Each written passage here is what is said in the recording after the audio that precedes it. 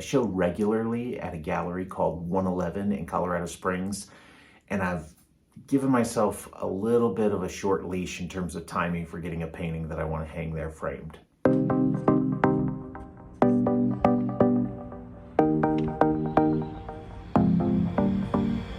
Luckily, I have some tools and some lumber that I can use to make a frame that's going to work.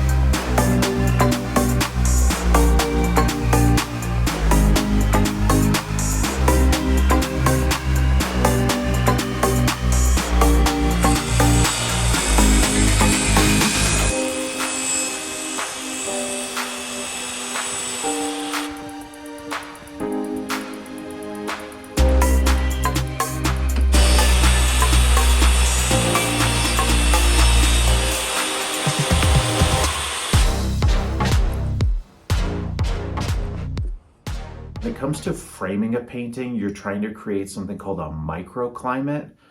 This backplate would actually be better if it was something like plexiglass, for example, but using Luan, coating the front side in an enamel and the back side in a shellac is going to be better than most options given the materials I have on hand.